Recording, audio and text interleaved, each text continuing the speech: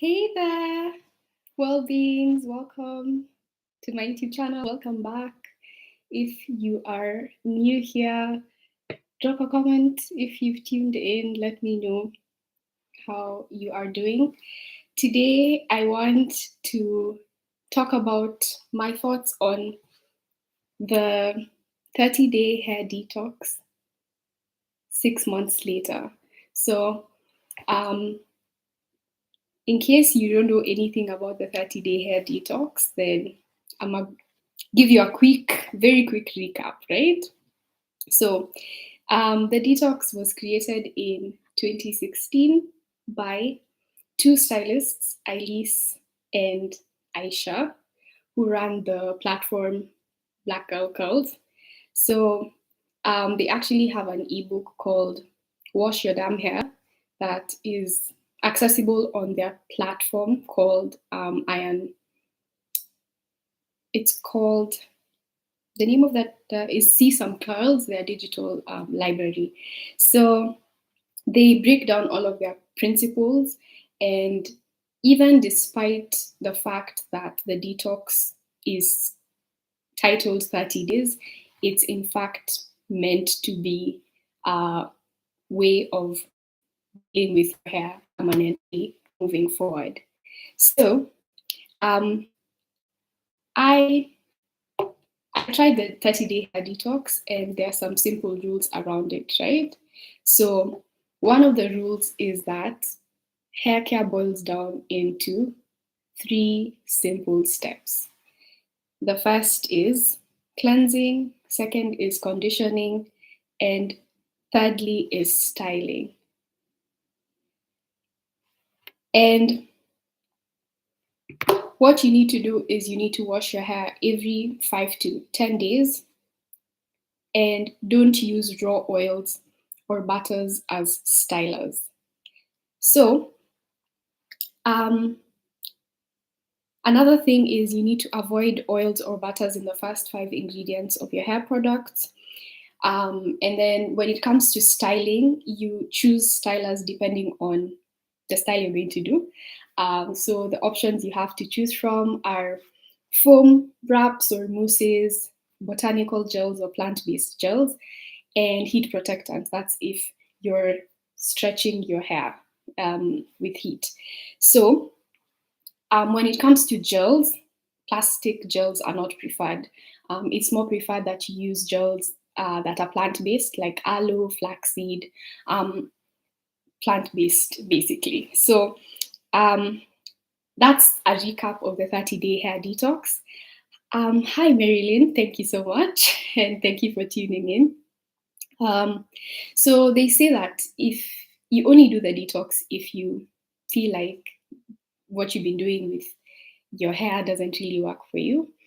Or I think if you're like me and you just like experimenting and trying new things, then the detox would be something to short. I feel like it's one of those you don't knock till you try.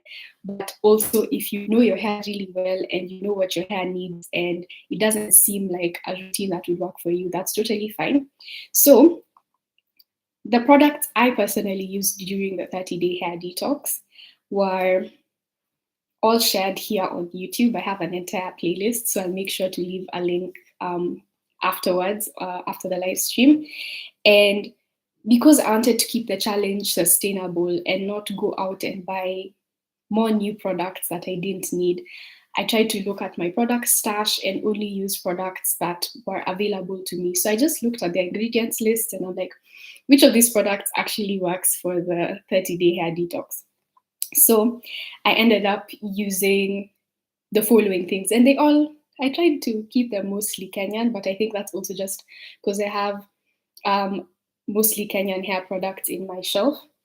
So for shampoos, I used the Zuri Initiative shampoo to clarify because it has sulfates.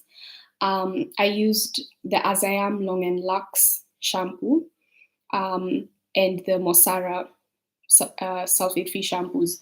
So the As I Am and Mosara are both sulfate-free, and those are more so like in between shampoos when my hair doesn't need that much clarifying. And then I would use the one with sulfates just at the beginning of the month or when I felt it necessary. And when it comes to cleansing, clarifying specifically, it's usually important that you follow up with moisturizing shampoo thereafter, so that you can kind of reset your hair and just make sure that once you put the conditioner, you're able to make your cuticles lay flat again, because clarifying can be quite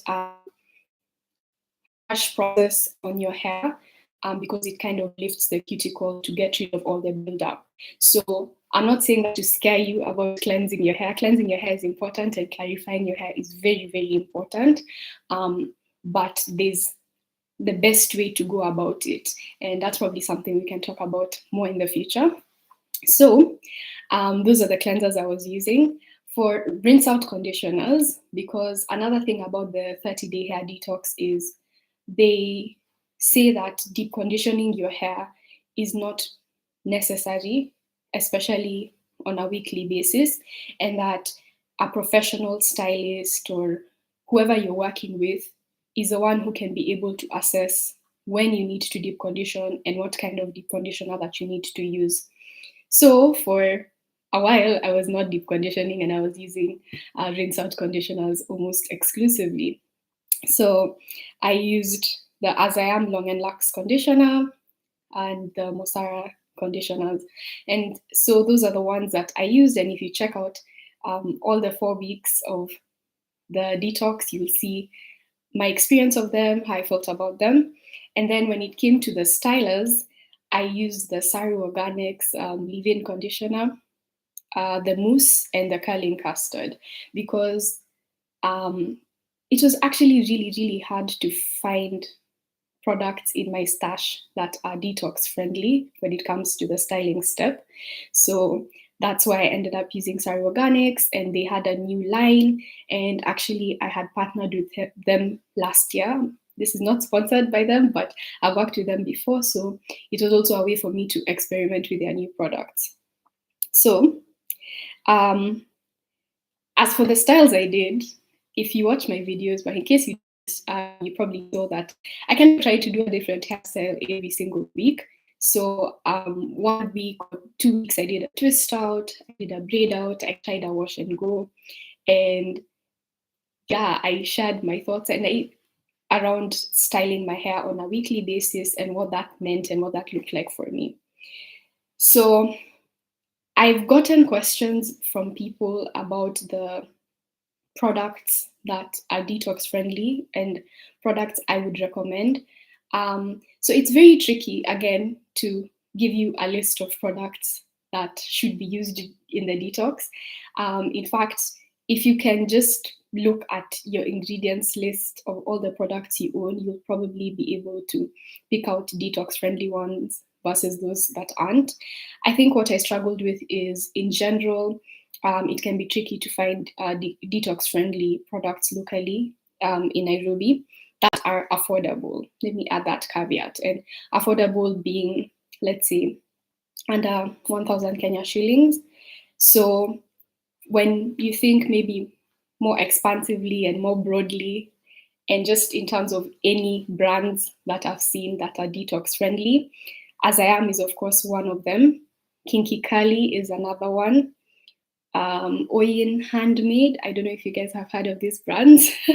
Actually, if you've heard of any of these brands, let me know in the comments. There's Camille Rose Naturals, which is a Black-owned brand. I've never tried their products, but I'd really love to. Bouclem, I think that's a French word. The Do, Trelax, Uncle Funky's Daughter, I already said As I Am, and AG Hair. So what I'm going to do when I link the notes after this live stream is make sure that all the products I found in Nairobi that are available can be linked there. So, because I remember finding a couple of shops that do sell and stock some of these products.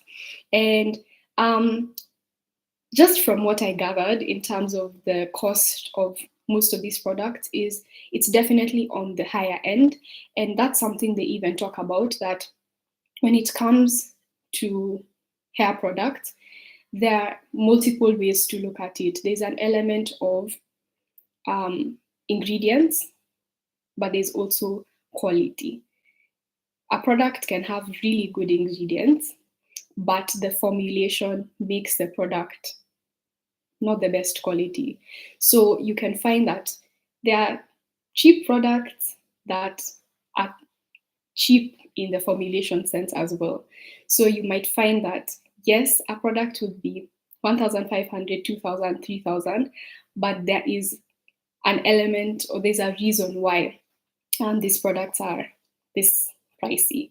So it's something to think about and something for me to experiment with more, because I think I've leaned towards going for cheaper products, to be honest, because also there's an element of accessibility in that. I don't want to always talk about brands that are too expensive and people might not be able to afford, but the truth is some of the more expensive products are better, they're formulated better. So that's something I'm opening my mind to.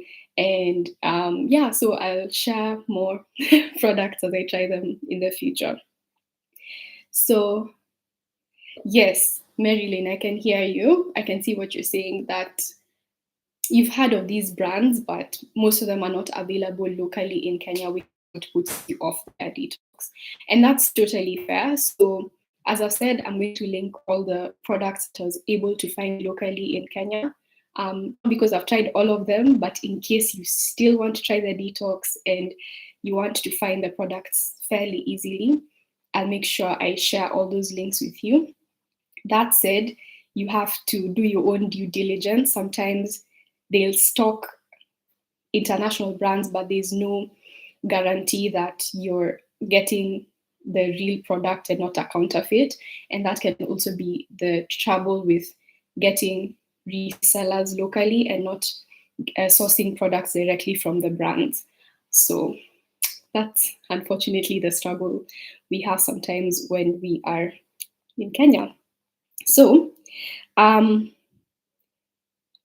next step, the next thing I wanted to talk about is why I quit the 30-day hair detox. And I say quit in quotes. So I did the 30-day hair detox between May 2021. So May, June, July, August, September, and I think October.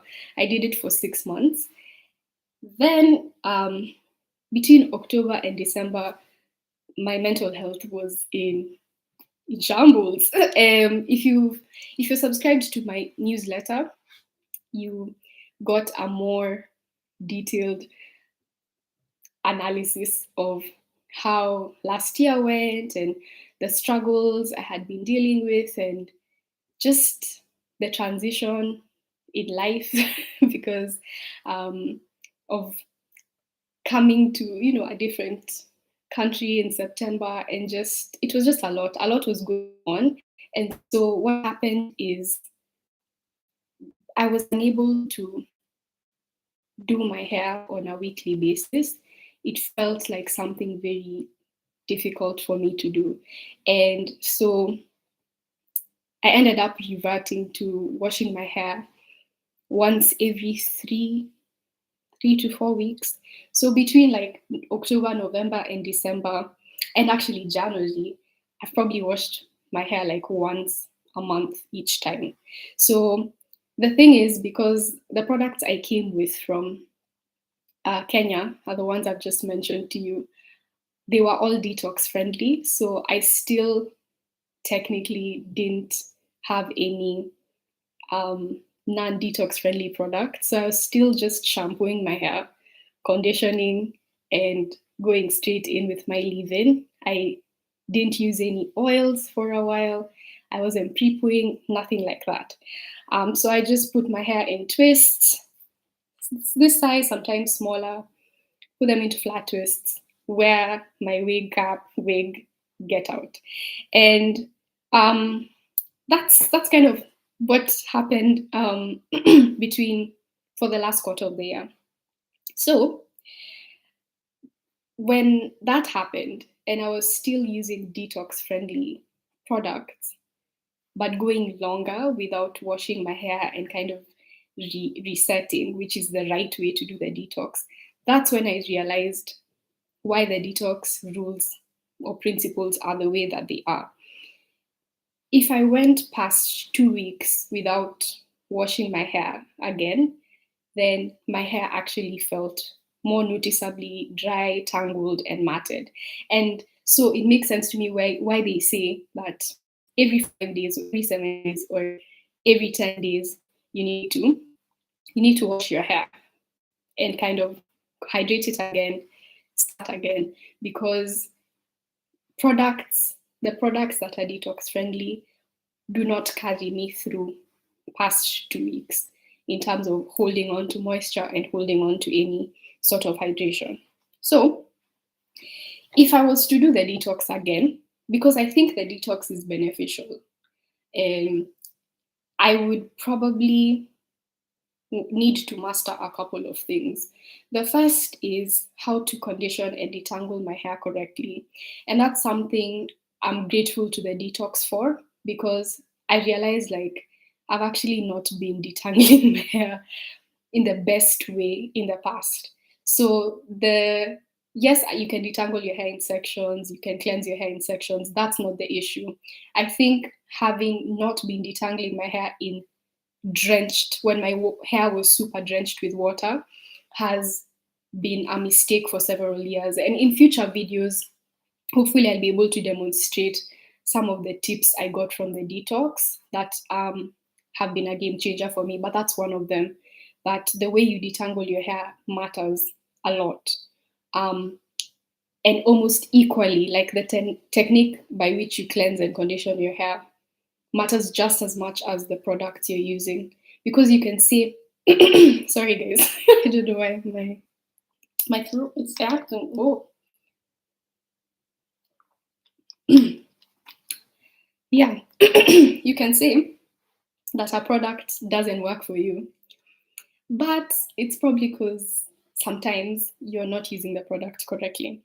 So I found like with conditioners especially, two things can activate them: heat, which is why I've talked about it in the past, that when you apply conditioner sitting under a steamer or a hooded dryer, or even letting the conditioner sit in some warm water, using microwavable heat caps, anything that gets some sort of heat is able to activate the conditioner and it penetrates the hair strands a bit better. But another thing that activates products is water.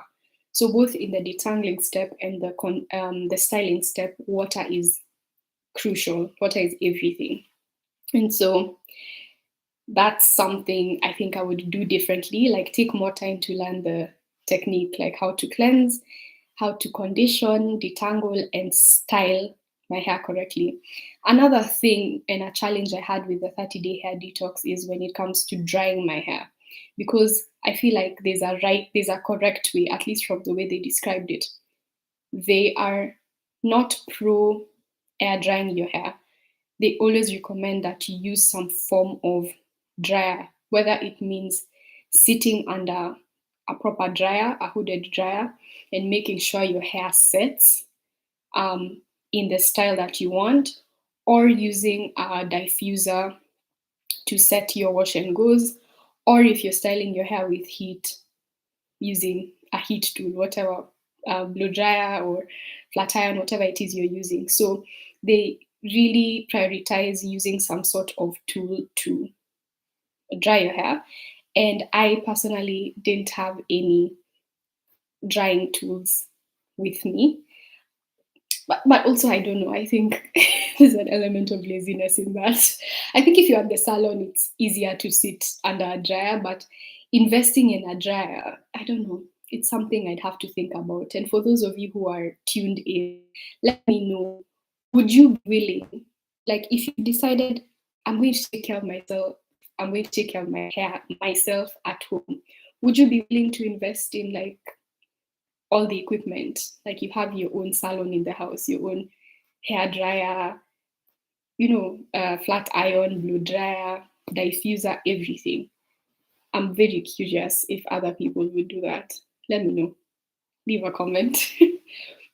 it's something I'm thinking about, because for the most part I'd rather do my hair myself and at least know how to do it myself. And so it's probably worth it to invest in certain tools that make that easier for me to do it from home. Because especially when you're away from home, I know people say like hair care can be expensive in Kenya, but it's not comparable. It's not comparable. Like you can get affordable hair care in Nairobi. So I I think I'd rather put money into getting a few things in the house than maybe going to a salon and paying a stylist. But that's just where my head is at. So I'm seeing, Kezia, that you'd absolutely invest and get a whole line of equipment. I think, yeah, I could see the benefit, especially for those of us who don't have access to hair care services very easily. Oh, Marilyn, you're saying interesting. I'm actually doing that now, setting up my own salon. Really tired of salons here in Nairobi that actually don't take good care of our hair. I've actually seen a difference in my hair. I think that's really good. Sometimes you have to take matters into your own hands, and there's also a joy in learning that, oh, I can actually do more things on my own than I thought. Hey Mishi, Michelle, my twin. I mostly air dry my hair, but I know that won't be sustainable in the long run. So maybe an investment in a heat cap might be the first step. Yep. So whatever tool, maybe step by step, that you could find important or beneficial to introduce. And it doesn't mean all at once that you buy all these things, but I think if you're invested in your hair, it might actually save you money in the long run to have some of these things at your own disposal at home, so that even you can consider alternatives like having a stylist come home to you and you just have everything ready and you're only paying them for their time and their labor. So yeah. um so I think learning, where was I was saying, if I was to do the if I was to do the detox again, needed to learn how to condition and detangle, how to dry my hair, how to style it, given that I would be doing my hair every week. I think that's actually one of my biggest qualms with the 30-day hair detox, and I'm sure it's not surprising to anyone that I don't style my hair every week. It's not a thing I do.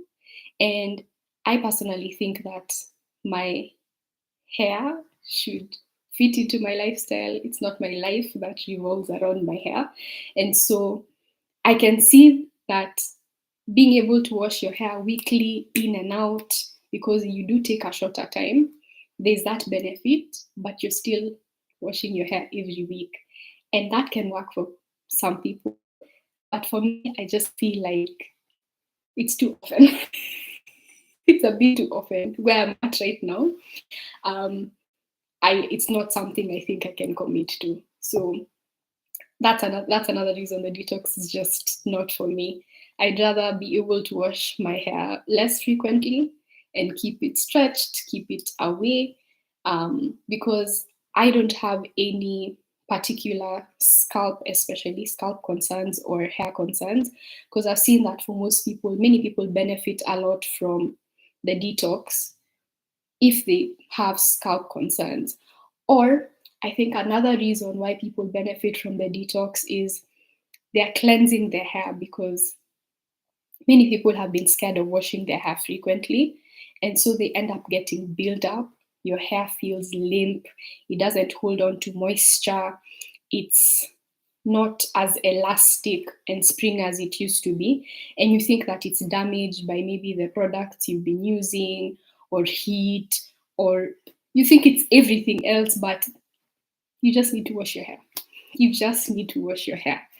And if you have like you struggle with dandruff, psoriasis, any sort of scalp conditions, cleansing your hair is non-negotiable, and sometimes cleansing your hair more often, with the right shampoos that are medicated, can be so much more beneficial than thinking that if you stretch your wash day, your hair is gonna grow more. It's not true. Like cleansing, whether you cleanse twice a week or twice a month, you must wash your hair. And that's something I agree with them. And I think everyone is in agreement with the reality that you need to wash your hair. Another thing I agree them about is that pre-pooing is probably not necessary. And actually, I think 2 or 3 days ago, Green Beauty posted a video about this. So I'll make sure I link that after the live stream. And she did a very detailed video talking about pre-pooing, the benefits of it, and high growth fatigue, whether that's a real thing or not. But she touched on it really well. So I'll make sure you guys can go and watch it after. So I found that after several months, now going on 7 or 8, without pre-pooing my hair has not suffered at all. Like I can go straight into the shower, drench my hair in water, and shampoo, and my hair will be fine. So that was an interesting discovery. I can see though why pre-pooing can be beneficial to detangle your hair, especially if you go longer without washing your hair. But if you wash your hair every single week, then you might not need to pre-poo your hair. You can just go into the shower, wet your hair, and detangle your hair with both your shampoo and your conditioner. Another thing I agree with them is that water is the ultimate source of hydration. And again, that's not something we can argue about, whether it's for your hair, it's for your skin, it's for your body, inside and out. Water is the source of hydration. So, water and any ingredients that attract water, so humectants, are crucial for your hair. And I think that's why when they tell you to not have oils and butters in the first 5 ingredients, I imagine that the thinking is your first 5 ingredients, from what I understand from cosmetology and like product formulation, the first 5 ingredients are the biggest percentage in the product. Like the lower down the list, the smaller the amount of whatever is there. So what you see in the first 5 ingredients covers a huge chunk of what's in the product. So you want the first 5 ingredients to be,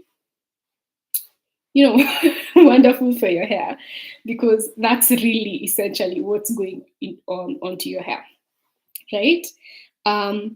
Another thing I agree with them is that plant-based gels are superior to plastic gels. Now, I'm speaking partly from experience, but I'm not really a gel girl. You guys know. I hardly lay my edges even. And I've not done that many wash and goes in my life. So that's another thing I'd love to hear from you guys. Have you used gels like Eco Styler, Fantasia, like, the store-bought non-plant-based gels? And have you also used plant-based gels? Or which gels do you prefer? Do you use like your aloe gels, your flaxseed gels, that type? Or do you use your Eco Stylers and your plastic gels? What's been your experience? Have you tried both? Just tell me what you guys think about gels. For those of you who use gels on a regular basis, I've used aloe vera gel to lay my edges. I've used a couple of plastic gels, but I think when I used the Saru custard, which is like plant-based, despite not really giving me much hold, which I think I expected because it's a custard, it's not a gel, and I had been told by them that the hold is medium, but it was so hydrating. So the slip and how my hair felt using it was so nice. So I think that plant-based gels could be something I want to try more of and see how my hair enjoys them over plastic gels. I know that plastic gels for wash and goes are really good because the hold is usually very, very strong. So I don't know. What do you guys feel about gels? Let me know in the comments. And as I've said, another thing I agree with them is that technique is absolutely everything. Um, and beyond that, I think they are very pro having a stylist. And I think that's another part of the detox that I didn't I didn't participate in. Like I didn't have a stylist who follows their principles, who I worked with through the detox, because I feel like that's a crucial step they always mention. Go to a professional, let them cut your hair, let them shape your hair, let them assess your hair and tell you what are the best products to use. So it's the kind of collaborative regimen that necessitates having a stylist who's with you and who knows your hair. And of course, you can learn a bit at home and you can learn through their platform because they have demonstrations and all of those things. But I think that with the 30-day hair detox, and of course, they are stylists themselves, so they speak from that position where they see their clients' heads and they want to help them out. So I think that's a crucial factor to doing the detox and getting the most out of it.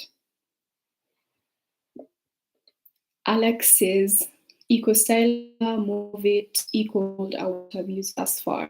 Never thought of using plant-based gels before. I thought though, yeah, look into them. You never know what you'll find. As I've said, what people struggle with when it comes to plant-based gels is the hold, but I think there are some brands that have good hold. I can't speak to it because I've not tried them, but yeah, it's worth the shot looking into. They are more superior in terms of hydration for your hair. Marilyn tried to do a wash and go using Eco Styler. Didn't work out for me, but I think it was more of technique. Wash and goes, let me tell you, that wash and goes are not wash and goes. They are wash and coil and pray and fast and wait and sit under a dryer and shingle and shake, and then maybe you can go after that. Like that's been my experience. And so, but I've only done them like a handful of times. I've not put in the time. I've just not been putting the time to master my wash and goes. So what do I expect? Because I've seen type 4 naturals, like people with coily hair have really, really beautiful wash and goes, but me, I'm going to wash and throw. Like I'll just wash and I'll get out, and it really like the coils won't hold. So definitely wash and goes take a lot of time. Practice, not time, but take a lot of practice, technique, and the right drying products, drying tools. You have a hooded dryer or diffuser. You need to know how to. There's just a lot to wash and goes that definitely takes time. So I'll see if I can link any good tutorials after the live stream, if in case Marilyn or anyone else wants to give wash and goes a shot. So yeah, I think I've said a lot of what I needed to say. That I'm not doing the detox anymore because mastering how to style your curls and your coils regularly is a key aspect of this routine. As someone who at present doesn't focus much on wearing my coils out, like this is real, this is me, this is how I tend to wear my hair. I don't wear my hair out much, so like twist outs, braid outs, wash and goes is not the routine for my current lifestyle. Could change. I'm open, but as of right now, it's not for me. It's not for me. I respect it. I see what it's doing for others. I saw what it did for me, but right now it's just not it. But if I was in the mood to do like a wash and go, I'd probably do it the detox way. Kezia says, I use like these dread waxes. Waxes, wow. They're better for flat styles or natural hair, but oh, my hairline. I was just about to say, waxes are so thick and the hold is insane. It's like a glue. But you have to be careful with certain waxes and even gels. There's some gels like the gorilla snots and all of that that can be quite sorry guys, bless me. Yeah, that can be quite tough on your hairline, so you just need to be careful, not use them too much and not be heavy-handed, and make sure that you wash them out completely. Hi Louisa. So I think that's it. That's my why. That's my thoughts on the 30-day hair detox. See benefits and I see why, I see the downsides in terms of why it's not really for everyone. So, my current hair routine, what now? As I said, I'm a firm believer that your hair routine should fit into your lifestyle and not the other way around. I don't want my hair to feel like a burden, and I think that's why like your physical health, your mental health, and how you take care of your hair are inextricably linked, and maybe that's its own topic for another day. Actually, the video was editing this morning. I don't know when you guys are going to see it, but I was really just trying to put together my thoughts about what hair care means to me and how the way I relate with my hair is so it runs parallel with how I'm feeling about life and how life is around me. It might be the same for other people, especially if you outsource your hair care routine, you have a stylist, and getting your hair done is more like it's not something you really like do for yourself. But for me, it's something I like doing when I'm mindful and I'm present and I'm not in a rush.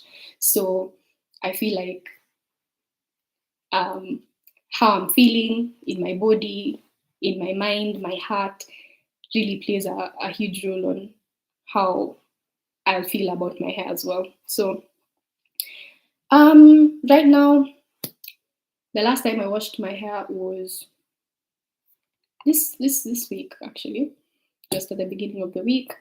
And I don't know how frequently I'm going to be washing my hair, but I really want to share more, experiment more, and document more for you guys so that we learn together. I think I just want to remain in the learning spirit and make time and space for that, because you learn new things every day. And so, given that I'm not washing my hair every week anymore, I can see the benefit of reintroducing oils and butters into my hair care routine.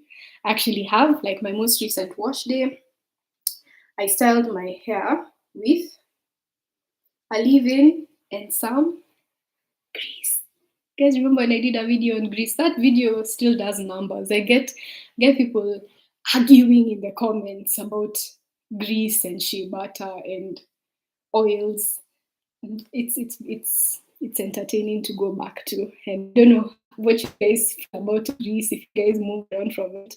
But I have some hair food, and that's something. Yeah, I'm like, maybe you can go back to that. So these twists were done with a leave-in and a bit of grease on my ends.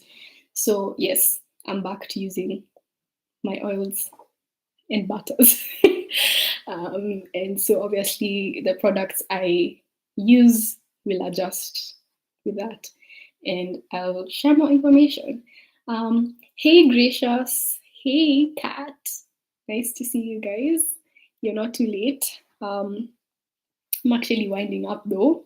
In case you guys have any questions, please drop them in the chat. I'm here to answer any and all of them around the detox, around my current hair routine. But basically, this was just for me to catch you up on the past few months, on the detox, moving out of the detox, so that you're now with me here, February 12th today. And then moving forward, I can kind of keep you guys posted. So in future videos, you'll see what I'm doing, what I'm using. Yeah. Any questions, guys? Any thoughts and feelings? Has this live chat been helpful? Has it been useful? I'm seeing some likes on it. Thank you. Thank you to those of you who liked the live stream. Has the weather change affected? Has the weather change made it necessary for me to use oils and butters? I would say no. So it's actually humid. Like the atmosphere here is humid, even though the temperatures are low. So the moisture in the atmosphere is fairly high. And climate is really a topic I feel like I need to dedicate an entire video to, because it's really complex.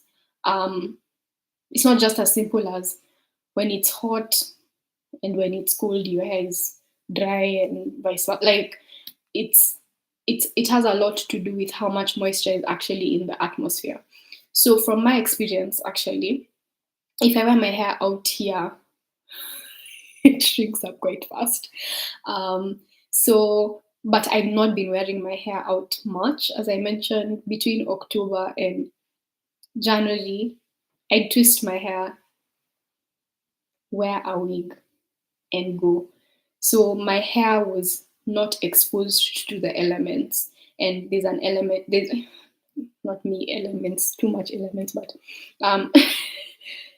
because my hair was shielded from the elements, from the natural climate and environment, I was protected a bit from whatever impact the weather would have had on me.